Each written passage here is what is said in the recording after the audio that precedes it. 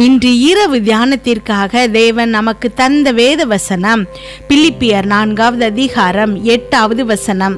கடைசியாக சகோதரரே, உண்மை உள்ளவைகள் எவைகளோ, ஒழுக்கமுள்ளவைகள் எவைகளோ, நீதி உள்ளவைகள் எவைகளோ, கற்புள்ளவைகள் எவைகளோ, அன்புள்ளவைகள் எவைகளோ, நற்கீர்த்தியுள்ளவைகள் எவைகளோ, புண்ணியம் எதுவோ, புகழ் எதுவோ, அவைகளையே சிந்தித்து கொண்டிருங்கள்.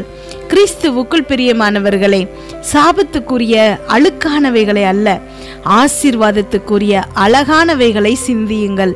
கிருபையாய் சிந்தியுங்கள். உங்க மனசுல என்ன ஓடிட்டு இருக்குது? நீங்க எதுக்கு அனுமதி கொடுக்குறீங்க? நெகட்டிவான சிந்தனையோடு பாசிட்டிவான வாழ்க்கையை நீங்க ஒரு நாளும் வாழ முடியாது. வியாதிகளை சிந்திச்சுட்டே இருக்கும்போது ஆரோக்கியமா நீங்க வாழ முடியாது. குறைவுகளை சிந்திச்சுட்டே இருக்கும்போது நிறைவோடு நீங்க வாழ முடியாது. யுத்தம் உங்க மனசுல நடந்துட்டு இருக்குது. அழிவுக்கு ஏதுவான எண்ணங்களுக்கு நீங்க இடம் கொடுக்கவே கூடாது. பயம் உங்க மனதுல சுத்தி திரியும் போது அதை ஏன் நீங்க அனுமதிக்கிறீங்க? கவலை உங்களை ஆதிக்கம் செலுத்தும்படி ஏன் விட்டு விடுறீங்க? சந்தேகம் உங்களை பின்வாங்க செய்யும்படி ஏன் அனுமதி கொடுக்குறீங்க? உங்களுக்கு எதற்கு அனுமதி கொடுக்க முடியும் அப்படிங்கிற முழுமையான கட்டுப்பாடு உங்ககிட்ட தான் இருக்குது. எதிர்மறையான எண்ணங்கள் உங்க கதவை தட்டுவதை நீங்க தடுக்க முடியாது. ஆனா நீங்க கதவை மூடிட்டீங்க அப்படின்னா, நீங்க அனுமதி கொடுக்கல அப்படின்னா அது உங்களுக்குள்ள வர முடியாது. எதை நீங்க யோசிக்கணும், எதை நீங்க சிந்திக்கணுங்கிறதுல செலக்டிவா செயல்படுங்க. தேர்ந்தெடுத்து சிந்தியுங்க. நம்பிக்கையும் விசுவாசமும் நிறைஞ்ச எண்ணங்கள்னால உங்க மனசை நிரப்புங்க. தேவன் ஆரோக்கியத்தை நமக்கு மீட்டு தந்திருக்கிறாரு. நீங்களும் உங்க வீட்டில் இருக்கிற எல்லாரும் கர்த்தரையே சேவிப்போம். என் பிள்ளைகள் தேசத்துல பலத்திருப்பார்கள். நான் தேவனுடைய தலை சிறந்த ஒரு படைப்பாக இருக்கிறேன்.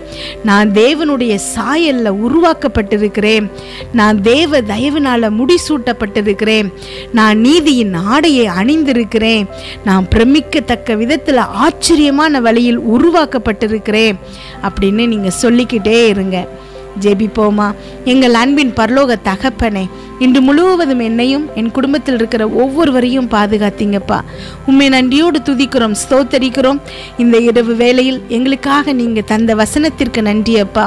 எங்களோடு பேசியிருக்கீங்க, ஒவ்வொரு வார்த்தைக்காகவும் நன்றிப்பா.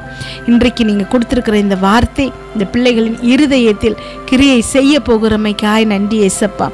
ஜீவனுள்ள வார்த்தை எங்களுக்கு கொடுத்திருக்கிறமைக்காய் உமக்கு நன்றி செலுத்துகிறோம், உம்மை புகழ்கிறோம் அப்பா.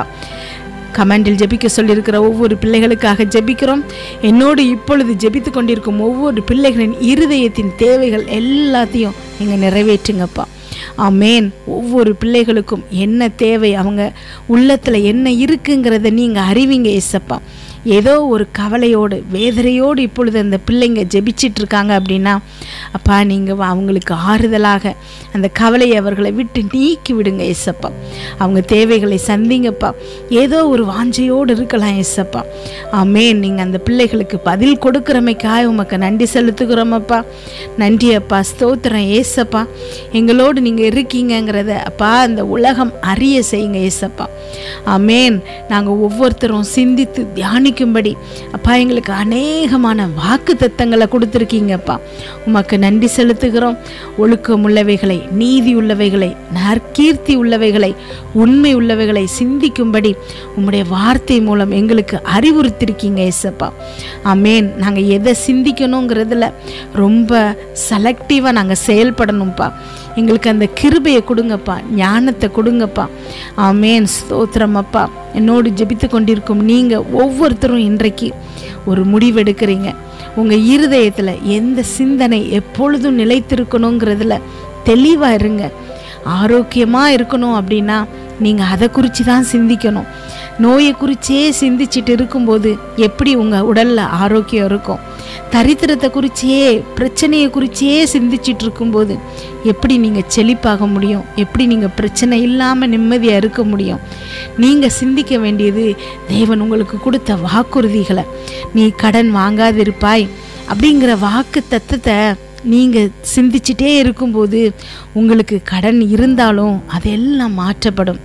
நீங்கள் என் தழும்புகளால் சுகமாகி இருக்கீங்கன்னு தேவன் சொல்லுற வாக்கு தத்தத்தை தியானிக்கும் போது உங்கள் உடலில் எப்படிப்பட்ட நோய் இருந்தாலும் அது சுகமாகும், நீங்கள் ஆரோக்கியமாக இருப்பீங்க.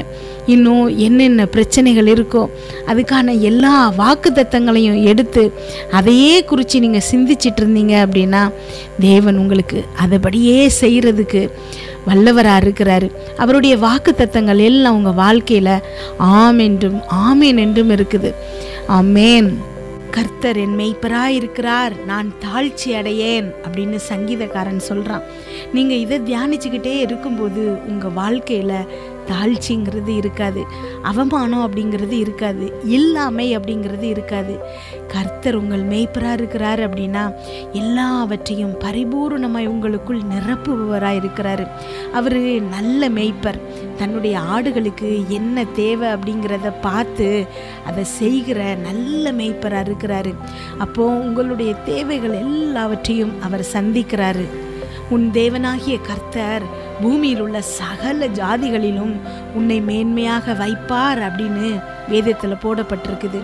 நீங்கள் இப்போ இருக்கிற சூழ்நிலையில், வேலை பார்க்குற இடத்துல, குடும்பத்தில், எல்லா இடத்துலையும் உங்களை ஏதாவது ஒரு விஷயத்தில் கஷ்டப்படுத்திட்டு இருக்கலாம், வேதனைப்படுத்திட்டு இருக்கலாம், உங்களை தாழ்மையாக நினைக்கலாம், உங்களுக்கு இந்த திறமை இல்லை அப்படின்னு சொல்லி நேரடியாகவே உங்களை வேதனைப்படுத்தலாம். ஆனால் தேவன் சொல்லியிருக்கிறாரு, பூமியில் உள்ள சகல ஜாதிகளிலும் உன்னை மேன்மையாக வைப்பேன் அப்படின்னு. அப்போ உங்களுக்கு அந்த திறமை இல்லாமையே இருக்கலாம், ஆனால் தேவன் கிருபையாய் உங்களை உயர்த்துகிறாரு. தகுதியே இல்லாதவர்களை உயர்த்துவது தான் கிருபை. அவருடைய கிருபையும் தயவும் உங்களோடு இருக்கிறதுனால சகல ஜாதிகளிலும் உன்னை மேன்மையாக வைப்பேன் அப்படின்னு அவர் சொன்னார்னா கண்டிப்பாக உங்களை வைப்பார். அதுக்கு நீங்கள் இந்த கிரியையும் செய்ய தேவையில்லை. அவருடைய கிருபை உங்களுக்காக வேலை பார்க்கும். அவருடைய கிருபை உங்களை விட்டு விலகாமல் இருக்கும். அவருடைய கிருபை உங்களோடு இருப்பதனால நீங்கள் நிச்சயமாக மேன்மையாகத்தான் இருப்பீங்க. கர்த்தர் தம்முடைய முகத்தை உன்மேல் பிரசன்னமாகி உனக்கு சமாதானத்தை கட்டளையிடுவார் அப்படின்னு வேதத்தில் பார்க்குறோம். அப்போ உங்கள் குடும்பத்தில் எவ்வளவு பெரிய பிரச்சனையாக இருக்கலாம், உங்கள் இருதயத்தில் கூட நிறைய பயம் கலந்து ஏதோ ஒரு விஷயத்தை குறித்து நீங்கள் பயப்பட்டுட்டே அந்த பிரச்சனையை நினச்சிக்கிட்டே இருக்கலாம். ஆனால் தேவன் என்ன சொல்கிறாரு அப்படின்னா, தம்முடைய முகத்தை உங்கள் மேலே பிரசன்னமாக்க போகிறாராம், உங்களுக்கு சமாதானத்தை கட்டளையிடுவாராம். அவர் உங்களுக்கு சமாதானத்தை கட்டளையிடுறாரு அப்படின்னா உங்கள் இருதயத்தில் இருக்கக்கூடிய மற்ற எல்லா பிரச்சனைகளும் மாறி உலகம் கொடுக்க முடியாத அவருடைய சமாதானத்தினால உங்கள் இருதயம் நிரம்பும். அப்போ வேற எந்த பிரச்சனையும் உங்களை தொடக்கூட முடியாது. கர்த்தரை எப்பொழுதும் எனக்கு முன்பாக வைத்திருக்கிறேன், அவர் என் வலது பாரிசத்தில் இருக்கிறபடியினால் நான் அசைக்கப்படுவதில்லைன்னு சங்கீதக்காரன் சொல்கிறான். அப்போ உங்களுக்கு முன்பாக தேவனை நீங்கள் எப்போதும் வைத்திருக்கீங்க அப்படின்னா அவர் உங்கள் வலது பாரிசத்தில் இருக்கிறபடியினால நீங்கள் அசைக்கப்படுவதில்லை அப்படிங்கிறதுல உறுதியாக இருங்க. ஐயோ எனக்கு இப்படி ஆயிருமோ அப்படி ஆயிருமோ அப்படிங்கிற பயம் உங்களுக்கு தேவையில்லை. உன் விண்ணப்பத்தை கேட்டேன், உன் கண்ணீரை கண்டேன் அப்படின்னு வேதத்தில் போடப்பட்டிருக்குது. இன்றைக்கு கூட என்னோடு நீங்கள் எல்லாரும் ஜெபிச்சிட்டு இருக்கிறீங்க. நிறைய வாக்குத்தத்தங்களை நம்ம ஜெபிச்சிருக்கிறோம். இன்னும் உங்களுக்கு என்ன பிரச்சனையோ அதுக்கான வாக்குத்தத்தத்தை பிடிச்சி தேவன் நீங்கள் இப்படி சொல்லியிருக்கிறீங்க, என் வாழ்க்கையில் நீங்கள் இதை செய்யுங்கன்னு சொல்லி அவரை கேட்கும்போது அவர் உங்கள் விண்ணப்பத்தை கேட்குறாராம். உங்களுடைய கண்ணீரை அவரை கண்டு கொண்டுள்ளார். ஆமாம், உங்கள் கண்ணீர் எல்லாத்தையும் அவர் கணக்கில் சேர்த்து வச்சிருக்கிறாரு. அதுக்கு பதிலாக உங்களுக்கு நன்மைகளை செய்ய தயாராக இருக்கிறாரு. உங்களை ஆனந்தத்தில் நிரப்ப போகிறாரு, சந்தோஷத்தினால நிரப்ப போகிறாரு. உங்களுக்கு இருக்கக்கூடிய இந்த பிரச்சனைகளை இனி உங்கள் வாழ்க்கையில் நீங்கள் பார்க்க போகிறதில்ல. இந்த பிரச்சனைகள் எல்லாத்தையும் தேவன் முடிவுக்கு கொண்டு வருகிறாரு. உங்களுடைய சுய கிரியைகள்னால அல்ல, தேவனுடைய செயல்கள்னால அது எல்லாமே முடிவுக்கு கொண்டு வரப்படுது. அப்படின்னா நீங்கள் இனி நிரந்தரமாக சந்தோஷமாக இருக்கலாம். எல்லா பிரச்சனைகளையும் தேவன் உங்களை விட்டு அகற்றி விட்டார். ஆமேன். நன்றி அப்பா, ஸ்தோத்திர ஏசப்பா. இந்த பிள்ளைகளோடு நீங்கள் இருக்கிறீங்க, அவங்களுக்கு தேவையான அத்தனையும் நீங்கள் செய்கிறீங்க ஏசப்பா. இவங்களோட இருதயத்தில் இன்றைக்கு அப்பா எப்போவுமே பாசிட்டிவான சிந்தனைகள் மட்டும் இருக்கணும்ப்பா. கிருபையாய் இந்த பிள்ளைகளுக்கு நீங்கள் உதவுங்கப்பா. நீங்கள் கொடுத்த வாக்குத்தத்தங்களை தியானித்து அது அவங்க வாழ்க்கையில் ஆம் என்றும் ஆமேன் என்றும் இருக்கத்தக்கதாக இந்த பிள்ளைகளின் இருதயத்தின் சிந்தனைகளை மாற்றுங்கப்பா. எந்த விதமான நெகட்டிவ் சிந்தனைகளும் இந்த பிள்ளைகளை தொடக்கூடாதுப்பா. அதுக்கான கதவுகள் மூடப்படணும் ஏசப்பா. ஆமேன். ஸ்தோத்திரமப்பா. நன்றி ஆண்டவரே. டாக்டர்ஸ் இப்படி சொல்லிட்டாங்க, ரிப்போர்ட்டில் இப்படி இருக்குது, என்னை சுற்றி இருக்கிறவங்களுக்கு இந்த நோய் வந்துச்சுன்னா இப்படி கஷ்டப்படுறாங்க, இந்த காய்ச்சல் அங்கே வருது, அந்த காய்ச்சல் அப்படி வருது, இது எல்லாத்தையும் அவங்க இருதயத்துக்குள்ளே நுழைய விடக்கூடாதுப்பா. ஆமேன். உம்முடைய தழும்புகளால் இந்த பிள்ளைகள் சுகமாகி இருக்கிறார்கள்ங்கிற எண்ணம் மட்டும்தான் அவங்க இருதயத்தில் நிலைத்து இருக்கணும்ப்பா. இன்னும் அநேக வாக்குத்தத்தங்கள் ஒவ்வொரு பிள்ளைகளுக்கும் கொடுத்துருக்குறீங்கப்பா.